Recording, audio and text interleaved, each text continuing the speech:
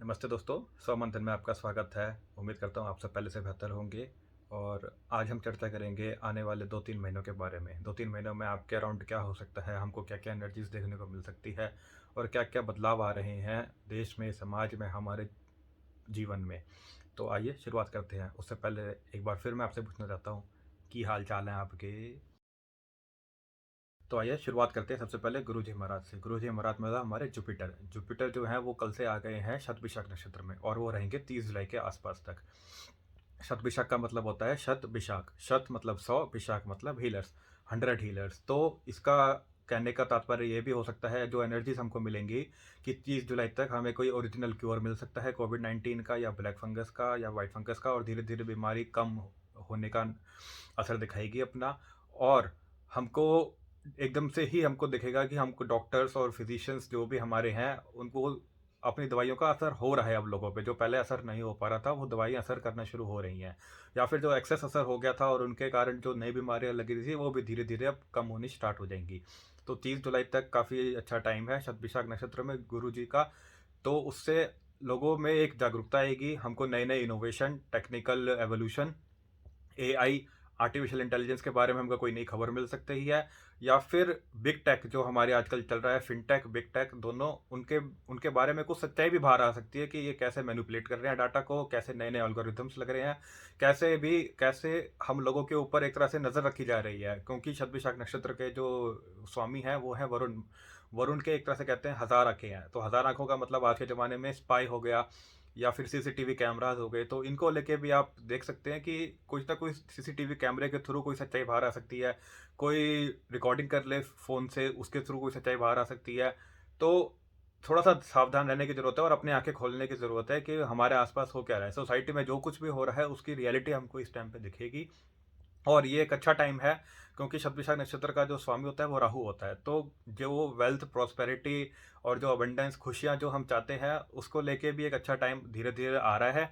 लेकिन साथ में, क्योंकि शतभिषा नक्षत्र जैसे मैंने बोला 100 हीलर्स, तो ये जो टाइम है ये एक डीप हीलिंग का है। हमारे जो फियर्स हैं, फोबियाज हैं, वो भी हमारे सरफेस पे बहुत बाहर आने वाले हैं। तो इस मौसम में, इस मौसम में को मैं इसलिए बोल रहा हूँ क्योंकि ये सूर्य ग्रहण, चंद्र ग्रहण का मौसम है, फुल मून का मौसम है, शनि भी रेट्रोग्रेड हो रहे हैं। तो इस मौसम में हमारे जो भी फियर्स हैं, फोबियाज हैं, वो बाहर आएंगे और कहीं ना कहीं वो हमको पुश करेंगे हीलिंग के थ्रू अपने आप को ठीक करने के लिए। तो ये टाइम जो है वो काफ़ी डीप हीलिंग का भी हो सकता है। या फिर आपको मन करेगा कि मैं आइसोलेट हो जाऊं, अब मैं ज़्यादा किसी से मिलूं ना, ये भी टाइम हो सकता है। तो जो भी आपका मन करे आप वो करें। और आइसोलेशन में जाना, आइसोलेशन पे जाए, वकेशन पे जाना है, वकेशन पे जाएं।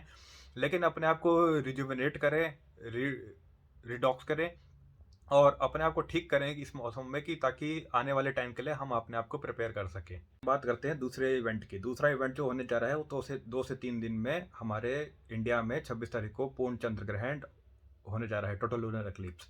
जो चंद्र ग्रहण होता है वो हमेशा पूर्णमासी वाले दिन होता है और इंडिया में वो होगा 12 से लेकर 6 बजे के बीच में। तो इस टाइम पे आपको ज़्यादा किसी से बात नहीं करनी, अपने आप योगा करना है, प्राणायाम करना है, मेडिटेशंस करने हैं, पूजा पाठ करना है और ज़्यादा मेटलिस्टिक प्लेजर नहीं करने। जितना ज़्यादा हो सके उतना आप ध्यान कीजिए, क्योंकि ये जो टाइम होता है वो उस टाइम पे माया नहीं होती और हम जो भी करेंगे उसका फल हमको डायरेक्ट मिलता है। तो आप बात करते हैं कि ये चंद्र ग्रहण एनर्जी क्या लेके आ रहा है। देख दोस्तों, जो ये चंद्र ग्रहण पड़ रहा है वो पड़ रहा है अनुराधा नक्षत्र में। तो अनुराधा नक्षत्र जो होता है वो होता है फ्रेंडशिप का, डिवोशन का, कमिटमेंट का। तो कहीं ना कहीं आपकी कमिटमेंट, आपकी डिवोशन टेस्ट होगी। और आपका जो फ्रेंडशिप कर्मा है, थर्ड पार्टी कर्मा है, बेस्ट फ्रेंड्स का कर्मा है, वो रिलीज होना स्टार्ट हो जाएगा अब धीरे धीरे। जैसा कि मैं पहले से बोलता आया हूँ कि जून के बाद ये कर्मास रिलीज होंगे। तो ये एक स्टार्टिंग पॉइंट है। आपको आपके फ्रेंड्स की बहुत ज़्यादा जरूरत पड़ सकती है या फिर आपके फ्रेंड्स आपको धोखा दे सकते हैं। दोनों ही एनर्जी हो सकती है। दोनों ही बातों में आपको ध्यान रखना है कि ये मेरा कार्मिक है।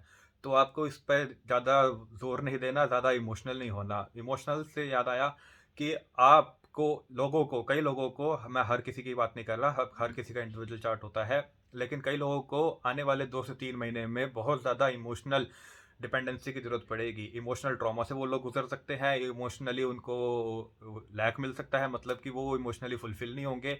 दोस्तों, फिजिकल, मेंटल और इमोशनल, ये 3 लेवल होते हैं। आप फिजिकली आप बिल्कुल सही हो सकते हो या मेंटली सही हो सकते हो, या इमोशनली सही हो सकते हो। लेकिन जब बात इमोशंस की आती है तो उसके आगे फिजिकल और मेंटल कुछ मायने नहीं रखता है। तो कहीं ना कहीं 2 से 3 महीने, 2 से 2 महीने में कई लोगों को बहुत ज़्यादा इमोशनल सपोर्ट की ज़रूरत पड़ेगी। और बहुत ज़्यादा आप कह सकते हैं कि, और वो कहीं ना कहीं वो फ्रेंड्स के थ्रू ही आएगा, उनके बेस्ट फ्रेंड्स के थ्रू आएगा, तो थोड़ा सा उसका ध्यान रखने की ज़रूरत है। और हमको सोसाइटी में, हमारे देश में, समाज में थोड़ा केओस देखने को मिल सकता है। जो ट्रॉमास हुए हैं पिछले 2 से 3 महीने में, तो हो सकता है उसका असर भी आए कि लोग अपने आप को अब ठीक करने की कोशिश कर रहे हैं, तो वो ग्रीफ करें, जो बहुत ज़्यादा रोएं, बहुत ज़्यादा इमोशनल सपोर्ट चाहिए हो, तो ये एनर्जी लेके आएगा। और ध्यान रखें कि ये जो भी है, ये आपकी एक बार एक तरह से अब टेस्टिंग होगी कि आप अपने आप को कितना ठीक कर रख पाते हो। क्योंकि जो अनुराधा नक्षत्र होता है वो स्कॉर्पियो में होता है। स्कॉर्पियो मतलब वृश्चिक राशि। वृश्चिक राशि जो होती है वो बहुत ज़्यादा ट्रांसफॉर्मेशन की होती है। तो हमारा जो माइंड है, हमारा जो साइकोलॉजिकल स्ट्रक्चर है, वो धीरे धीरे अब चेंजेस होने स्टार्ट हो रहे हैं। हम, जैसे मैंने पहले बताया, गुरु भी शतभिषाक में डीप हीलिंग देगा। उधर से चंद्र ग्रहण अनुराधा नक्षत्र में होकर हमको डीप हीलिंग, ट्रॉमास, अपने फियर्स को ओवरकम करने की पावर दे रहा है।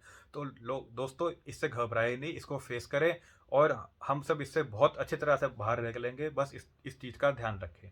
अब बात करते हैं सैटर्न रेट्रोग्रेड, मतलब कि शनि की वक्री चाल की। दोस्तों, आज से शनि वक्री चाल चलने स्टार्ट हो गए हैं। अभी अभी स्टेशनरी पोजीशन में, अभी यूटर्न मारा है और धीरे धीरे चलने स्टार्ट होंगे। दोस्तों, जब भी शनि वक्री चाल चलते हैं तो हमारे जो पास्ट कर्मास हैं, क्योंकि शनि जो रिप्रेजेंट करते हैं वो हमारा कार्मिक साइकिल, हमारा जो भी पास्ट बैकलॉग है उसको रिप्रेजेंट करते हैं। तो जो भी हमारे पास्ट कर्मा हैं, अब हमको उनको रिस्टोर करने की ज़रूरत है। मतलब मतलब ये कि आपका जनवरी से लेके आज तक, कल तक, जो भी है आपके लाइफ में इवेंट्स हुए हों, अगर आपने उनमें से कोई भी लर्निंग नहीं ली कि वो इवेंट क्यों हुआ, तो वो रिपीट होने के 80 से लेके 95% तक चांसेस हैं।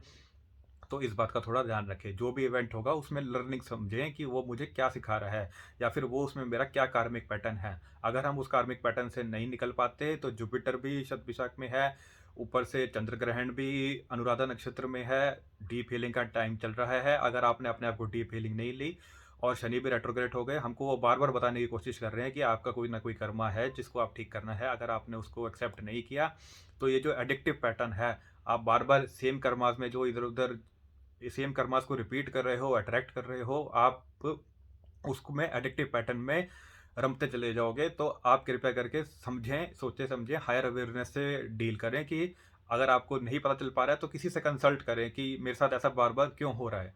तो थोड़ा सा इस बात का ध्यान रखें, क्योंकि शनि रेट्रोग्रेड हो रहे हैं और ये 5 महीने तक रहेंगे, सितंबर एंड तक रहेंगे।